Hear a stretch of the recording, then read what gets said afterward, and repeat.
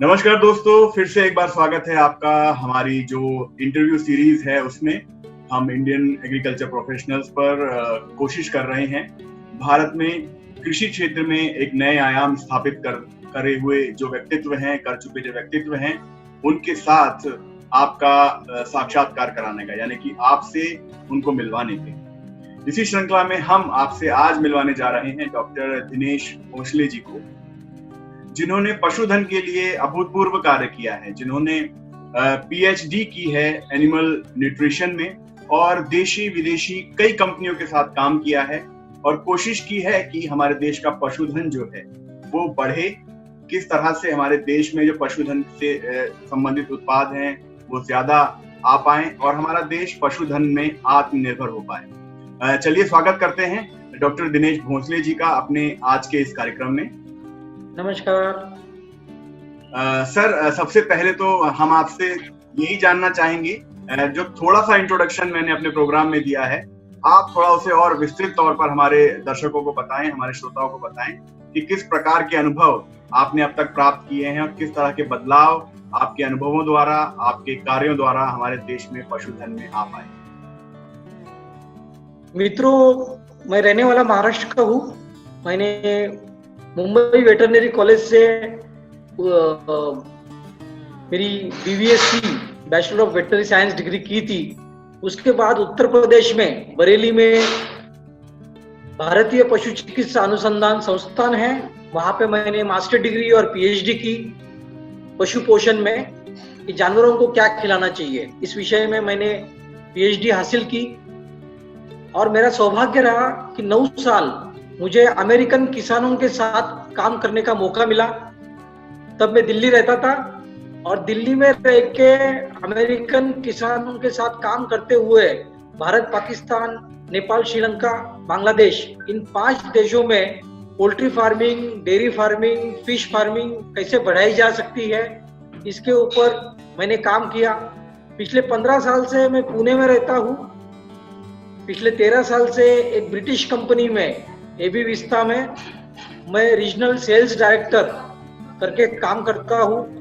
और south Asia यानी भारत, नेपाल, बांग्लादेश, श्रीलंका, इन देशों में हम लोग पशु खाद्य में यूज करने वाली जो एनिमल न्यूट्रिशन प्रोडक्ट है, एंजाइम से, ईस्ट है, रूमेन बफर है, इनको हम बेचते हैं। जो 50 साल पुरानी compound livestock feed manufacturers association of India है, उसका मैं 4 साल सेक्रेटरी था और 2012 से 2014 में उसका अध्यक्ष भी था। इसके अलावा पोल्ट्री फार्मर की जो एसोसिएशन है, पोल्ट्री फेडरेशन ऑफ इंडिया, उसका मैं 4 साल ट्रेजरर था, 4 साल सेक्रेटरी था और 6 साल वाइस प्रेसिडेंट था। महाराष्ट्र में जो वेटरनरी यूनिवर्सिटी है MAFSU, Maharashtra animal fishery science university, उसका मैं रिसर्च काउंसिल का मेंबर हूँ, उसका एक्सटेंशन काउंसिल का मेंबर हूँ। पिछले 23 साल में मैंने पूरे हिंदुस्तान में कम से कम 1200 सेमिनार किसानों के लिए आयोजित किए थे और उनमें से डेयरी फार्मिंग, पोल्ट्री फार्मिंग के बारे में इंफॉर्मेशन मैंने किसानों को दी हुई है। मैंने काफी सारी किताबें लिखी हुई है, काफी सारे आर्टिकल हिंदी, मराठी और इंग्लिश में लिखे हुए हैं। आमिर खान ने पिछले 4 साल महाराष्ट्र में पानी फाउंडेशन के जरिए गांव में वाटर कंजर्वेशन कैसे हो सकता है, इसके बारे में काम किया था। मैंने पानी फाउंडेशन को भी मदद की हुई है। आपने सबने उरी मूवी देखी होगी, रॉनी स्क्रू वाला, जिन्होंने स्वदेश, उरी, रंग दे बसंती ये मूवी बनाई हुई है। इन्होंने रायगढ़ डिस्ट्रिक्ट जो कोकण रीजन में आता है, वहां पे स्वदेश फाउंडेशन वो लोग चलाते हैं। तो स्वदेश फाउंडेशन को भी मैं एनिमल हस्बेंड्री के द्वारा हमारे किसानों का आय कैसे बढ़ाई जाए, इसके बारे में पिछले 2 साल से मैं उनको मदद कर रहा हूँ। भगीरथ ग्राम विकास प्रतिष्ठान है, पीपल एम्पावरिंग मूवमेंट है, सत्व फाउंडेशन है, ऐसे काफी सारे एनजीओज को मैं मदद करते रहता हूँ। तो बेसिकली अगर हम देखेंगे कि एनिमल हस्बेंड्री हमारे किसानों के लिए एटीएम है, एनी टाइम मनी। एग्रीकल्चर तो किसानों को साल में 2 बार, 3 बार या 4 बार आय दे सकता है, लेकिन एनिमल हस्बेंड्री, फिर वो पोल्ट्री फार्मिंग हो, गोट फार्मिंग हो, डेयरी फार्मिंग हो, ये किसानों को अगर आप देखेंगे तो हर रोज या महीने में 3 बार, महीने में 4 बार आय दे सकती है। बिल्कुल डॉक्टर साहब, आपने बहुत बढ़िया बात बताई, और आपका जो इतना विशाल अनुभव है, आपका जो इतना बड़ा अनुभव है हमारे इस क्षेत्र में काम करने का, देशी विदेशी कंपनियों के साथ भी, तो पहला प्रश्न जो मेरे मन में आपके लिए आ रहा है वो यही आ रहा है कि आप भारत में डेयरी, पोल्ट्री और पशुधन जो है उसे कहाँ पाते हैं, और किस तरह का भविष्य आप देखते हैं इस क्षेत्र में भारत के किसानों का? अगर आप देखेंगे तो हिंदुस्तान दुनिया में 1, 2, 3, 4 है। First in milk production, second in fresh water aquaculture production, third in egg production and fourth in broiler chicken production. इसका मतलब ही हम दुनिया में दूध के उत्पादन में नंबर 1 है, हम मछली के उत्पादन में नंबर 2 है, हम अंडे के उत्पादन में नंबर 3 है, और हम ब्रॉयलर चिकन के उत्पादन में दुनिया में नंबर 4थे स्थान पे है। इसका मतलब ऑलरेडी पशुपालन क्षेत्र में हम लोग बहुत बढ़िया काम कर रहे हैं। लेकिन अगर आप दूसरी तरफ देखेंगे तो अमेरिका, यूरोप में एक बंदा साल में 300 अंडे खाता है, लेकिन हिंदुस्तान में हार्डली वो 70 अंडे खाता है। अमेरिका, यूरोप में एक बंदा 30 किलो चिकन साल में खाता है, लेकिन हिंदुस्तान में अगर आप अवेलेबिलिटी देखेंगे तो वो 4 किलो है। इसका मतलब ही है कि हमारे देश में dairy farming, poultry farming, goat farming organise होने के लिए बहुत ज्यादा स्कोप है।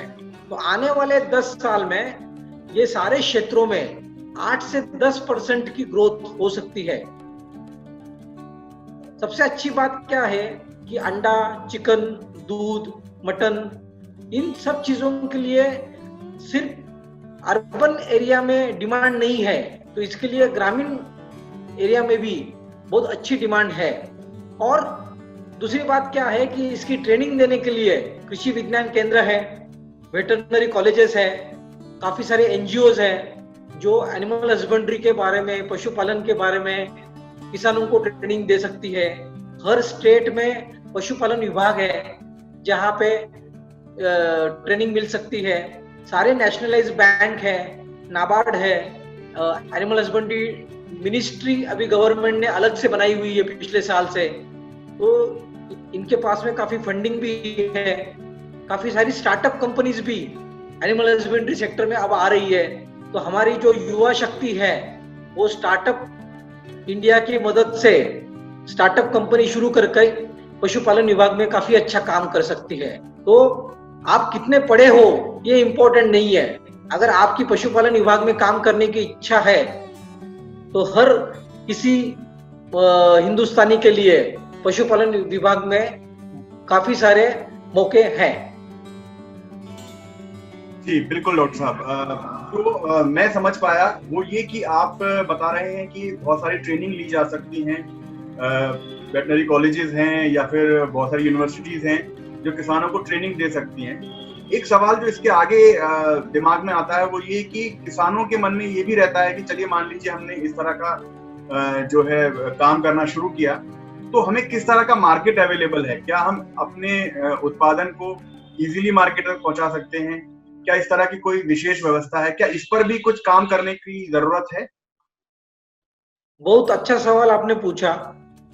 अगर हम देखेंगे हर साल हिंदुस्तान में 18 करोड़ टन दूध का उत्पादन होता है।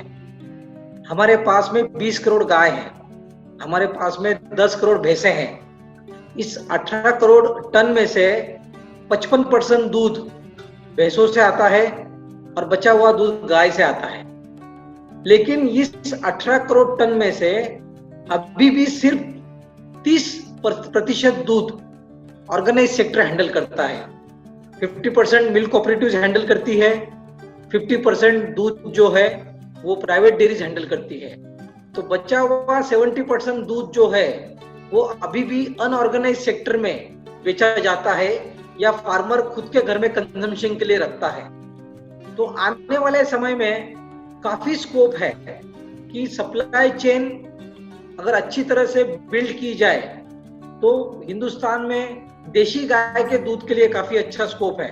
यानी शहरों में 80 रुपए से लेके 120 रुपए लीटर तक देसी गाय के दूध के लिए रेट मिल सकता है। 50 रुपए से लेके 70 रुपए तक भैंस के दूध के लिए रेट मिल सकता है। दूध से काफी सारे प्रोडक्ट भी आप बना सकते हैं।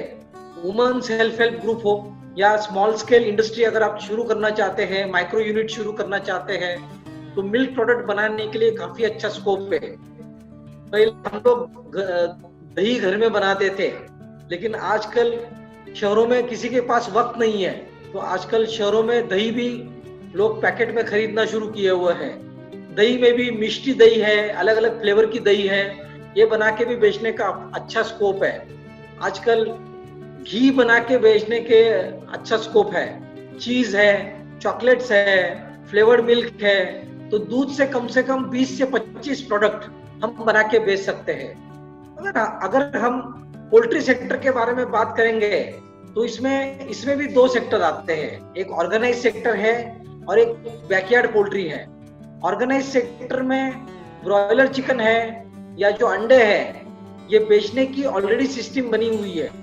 ट्रेडर आता है, आपके फार्म से चिकन लेके जाएगा, आपके फार्म से अंडे लेके जाएगा और वो शहरों में जाके बेचता है। तो बेसिकली अगर आप ज्यादा मुनाफा कमाना चाहते हो तो आप अपनी खुद की दुकान डाल सकते हैं। आप रूरल एरिया में भी दुकान डाल सकते हो चिकन और अंडे बेचने के लिए। आप शहरों में भी चिकन और अंडा बेचने के लिए दुकान डाल सकते हो, जिससे आप ज्यादा मुनाफा हो सकता है।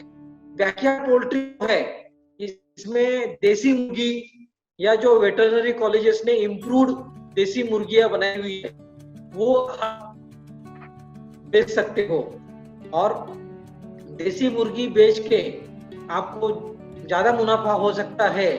लेकिन देसी मुर्गी पालन में काफी दिन लग जाते हैं। यानी ब्रॉयलर 40 दिन में 2 किलो का होता है, लेकिन देसी मुर्गी 70, 80, 90 दिन ले लेती है 1 किलो का बनने के लिए। तो इसमें आपने चूज करना है कि आपको क्या करना है।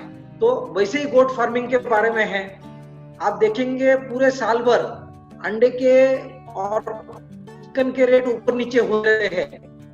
मटन का रेट जो है वो पूरे साल भर एक जैसा रहता है, और मटन अगर ग्राहक अगर 600 रुपए किलो मटन खरीद रहा है तो किसानों को वो 300 रुपए मिलते हैं, और बाकी के पैसे बीच में जो 3-4 ट्रेडर है उनको मिलते हैं। तो अगर मटन का आउटलेट खोला जाए तो आपका मुनाफा बढ़ सकता है।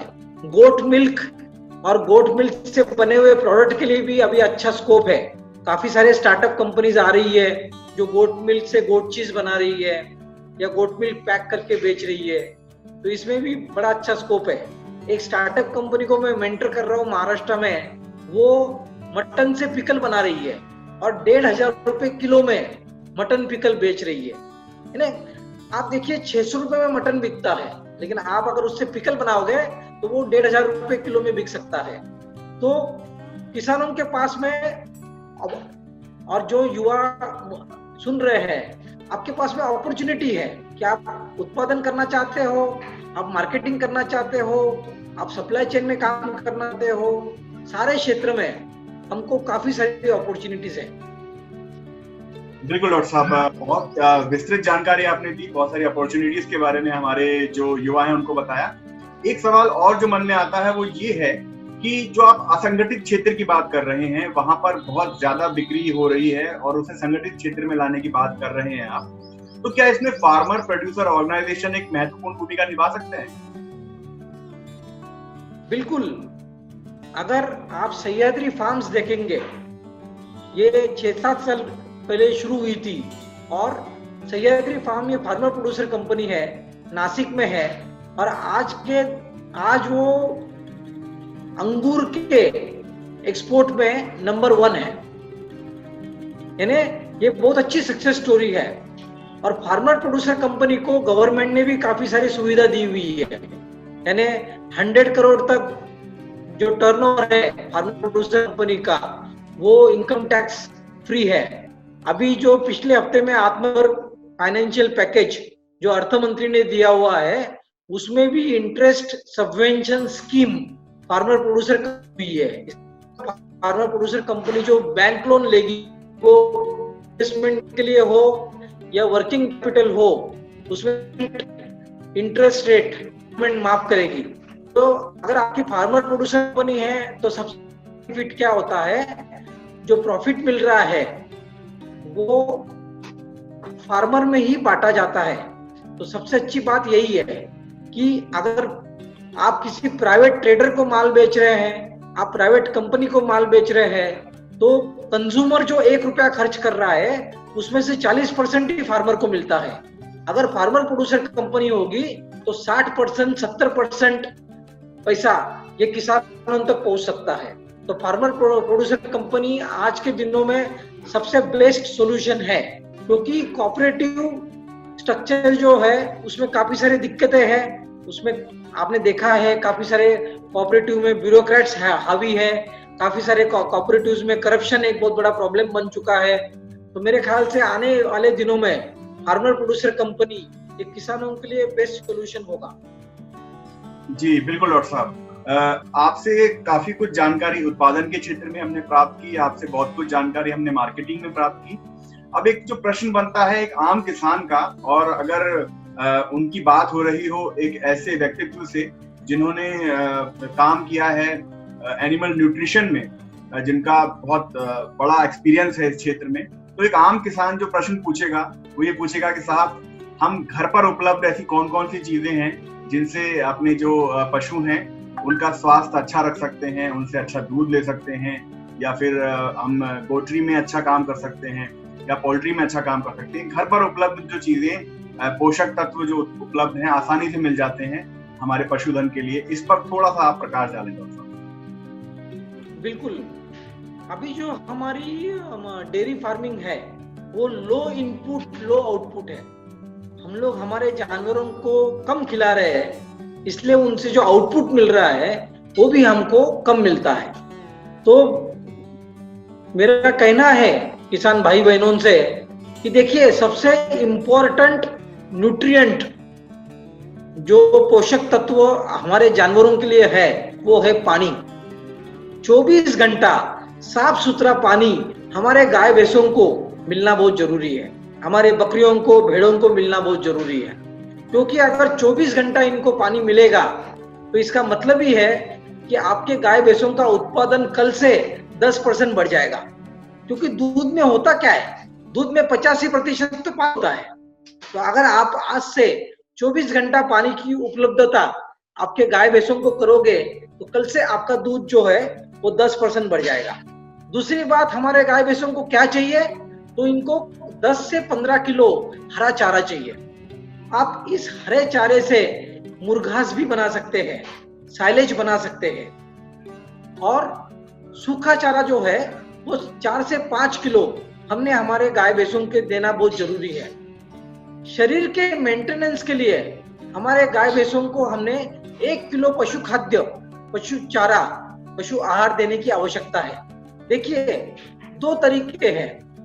काफी सारी कंपनियां पशु खाद्य बेचती है, तो आप ये पशु खाद्य खरीद के, फिर वो कपिला है, दयाल है, गोदरेज है, गिल है, हिंदुस्तान फीड है, मैं कुछ नाम इसलिए ले रहा हूं ताकि आपको पता रहे कि आपके एरिया में कौन सा कैटल फीड उपलब्ध है। तो सबसे बेस्ट तो यही है कि आप ये कैटल फीड खरीद के आपके जानवरों को खिलाना चाहिए। क्योंकि ये कैटल फीड बैलेंस होता है, इसमें कार्बोहाइड्रेट होता है, प्रोटीन होता है, विटामिन होता है, फैट होता है, इसमें मिनरल्स होते हैं। और जितना गाय भैंस आपकी दूध दे रही है उसका आधा कैटल फीड आपने आपके जानवरों को खिलाना आवश्यक है। अगर गाय 10 लीटर दूध दे रही है, इसका मतलब ही उसको हर रोज 5 किलो पशु खाद्य ये देने की आवश्यकता है। अगर आप कह रहे कि सर नहीं, हमको पशु खाद्य घर पे ही बनाना है, हमारे पास क्या क्या हम खिला सकते हैं, तो सबसे इंपॉर्टेंट चीज जो है उनको एनर्जी देने की बड़ी आवश्यकता है। तो एनर्जी कहाँ से मिलेगी? अनाज से मिलेगी। तो आपके घर में जो भी अनाज है, यानी मक्का है, ज्वार है, बाजरा है, आपके घर में जो गेहूं है जो खराब हो चुका है, जो हम ह्यूमन कंजम्पशन के लिए नहीं ले सकते हैं, तो ऐसा अनाज हम हमारे जानवरों को 500 ग्राम से लेके 2 किलो तक दिन में खिला सकते हैं। गेहूं भूसा जो मिलता है या चावल का भूसी जो मिलती है, ये अगर आपके एरिया में उपलब्ध है तो आप इसको 1 किलो से लेके 3 किलो तक हर रोज आपके गाय भैंसों को खिला सकते हैं। आप हिंदुस्तान के जिस एरिया में रह रहे हो उस एरिया में तेल निकालने के बाद में जो ऑयल केक मिलता है, फिर वो कॉटन सीड केक हो, मस्टर्ड केक हो, ग्राउंडनट का केक हो, सोयाबीन की खली हो, इसको हिंदी में खली कहते हैं, तो ये खली भी आप अपने जानवरों को 1 किलो से लेके 3 किलो तक खिला सकते हैं। तो इसका मतलब ही क्या है कि सपोज आपने अपने जानवरों को 5 किलो ये घर में बनाया हुआ खाद्य खिलाया, तो ये 5 किलो में से 50% जो है ये खली होनी चाहिए और 50% जो है वो अनाज और भूसी होनी चाहिए। इसके अलावा मार्केट में मिनरल मिक्सचर मिलता है, वो आपने खिलाना बहुत जरूरी है। अगर आप 10 से 15 किलो हरा चारा खिला रहे हो तो हरा चारा में से विटामिन ए जानवरों को मिल जाता है। अगर आप हरा चारा कम है तो मार्केट में विटामिन भी मिलता है, वो भी अपने जानवरों को खिलाने की आवश्यकता है। सबसे इंपॉर्टेंट चीज क्या है, टीएमआर खिलाने की आवश्यकता है, टोटल मिक्स राशन, यानी हरा चारा और सूखा चारा इसका कुट्टी बना लीजिए और इसमें पशु खाद्य इसमें मिक्स कर लीजिए और फिर जानवर को खिलाइए। ये तीनों चीजें मिक्स करके जब आप खिलाएंगे तो जो जानवर का बड़ा पेट है, जिसमें हम कहते हैं कि 33 करोड़ भगवान रहते हैं, अगर आप देखेंगे साइंटिफिकली तो जानवर के बड़े पेट में 33 करोड़ जीवाणु होते हैं, बैक्टीरिया, प्रोटोजोआ, फंगाई, जो इस हरे चारे को, सूखे चारे को और पशु खाद्य को पचाते हैं। जानवर जब दिन में 8 से 10 घंटा जुगाली करेगा तब ये जीवाणु काम करेंगे और हम जो खिला रहे हैं इसको पचाएंगे और इसी से हमको दूध मिलता है। दूध में फैट और एसिडिटी है। अगर जानवर 8 से 10 घंटा जुगाली नहीं करेगा तो आपको उचित मात्रा में जानवर से दूध नहीं मिल पाएगा। इसलिए जरूरी है कि ये सब मिक्स करके आप इसको खिलाइए। जी बिल्कुल डॉक्टर साहब, बहुत बातें हैं और बहुत ज्ञानवर्धक बातें आप हमारे किसानों को बता रहे हैं। और क्योंकि एक समय है हमारा प्रोग्राम का और उसकी एक लिमिटेशन है, उसका एक बंधन है, इसलिए आखिरी सवाल जो मैं आपसे पूछने जा रहा हूँ वो ये है कि आप हमारे जो युवा हैं, जो उच्च शिक्षा प्राप्त युवा हैं, वो इस क्षेत्र की तरफ आए, उसके लिए आप किस तरह की उनसे बात कहना चाहेंगे, किस तरह का आह्वान करना चाहेंगे? क्योंकि आपने शुरू में कहा था कि हमारा देश ऐसा नहीं है कि उत्पादन में कमजोर है, लेकिन गुणवत्ता उसकी और बढ़ाई जा सकती है। तो उसमें मेरे ख्याल से आपने शुरू में भी कहा था कि युवा शक्ति को आगे आना चाहिए। तो चलते चलते आप हमारी युवा शक्ति जो है उसे इस क्षेत्र में आने के लिए किस तरह आमंत्रित या उनका आह्वान करना चाहिए? मैंने काफी सारे ऐसे युवा देखे हुए हैं कि जिन्होंने आईटी इंडस्ट्री में 5 से 10 साल काम किया हुआ है।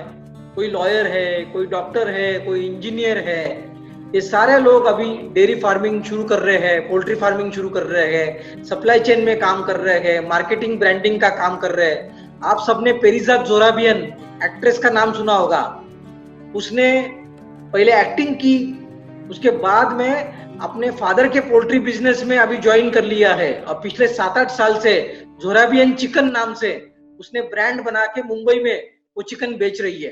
तो कहने का मतलब क्या है कि हमारे युवा को अगर उत्पादन क्षेत्र में काम करना है, सप्लाई चेन क्षेत्र में काम करना है, मार्केटिंग क्षेत्र में काम करना है, तो एनिमल हस्बेंड्री ये सबसे बेस्ट फील्ड है, क्योंकि आप गांव से भी जुड़े रहोगे और आप शहर से भी जुड़े रहोगे, तो इसमें आपका फायदा है। और अभी एफएसएसआई ने पिछले साल में नोटिफिकेशन निकाला हुआ है, दूध में एंटीबायोटिक रेसिड्यू कम होना चाहिए, दूध में अफ्लाटॉक्सिन रेसिड्यू कम होना चाहिए। तो हमारा जो कंज्यूमर है उसके दिमाग में काफी सारे मिसकंसेप्शन है कि ब्रॉयलर चिकन को हार्मोन का इंजेक्शन दिया जाता है, अंडे देने वाले मुर्गियों को पिंजड़ों में रखा जाता है, उनके ऊपर अन्याय किया जाता है। तो ये सारे मिसकंसेप्शन दूर करने की आवश्यकता है और अच्छे क्वालिटी का दूध, चिकन, अंडा हमारे कंज्यूमर को चाहिए और वो ज्यादा पैसे प्रीमियम देने के लिए रेडी है। तो हमारे युवा शक्ति को इसमें काफी अच्छा स्कोप है, उन्होंने आगे आना चाहिए और इसको ब्रांड बना के बेचना चाहिए। हम लोग एक्सपोर्ट भी कर सकते हैं, एक्सपोर्ट में भी अच्छा पोटेंशियल इसमें है। जी डॉक्टर साहब, आपने अपने व्यस्त कार्यकाल में से थोड़ा सा समय हमारे प्रोग्राम के लिए निकाला और इतनी महत्वपूर्ण जानकारी इतनी सरल भाषा में हमारे दर्शकों तक पहुंचाई। इसके लिए आपका बहुत बहुत धन्यवाद और हम आशा करते हैं कि आप आगे भी हमारे प्रोग्राम में इस तरह की जानकारी देने के लिए आते रहें। नमस्कार।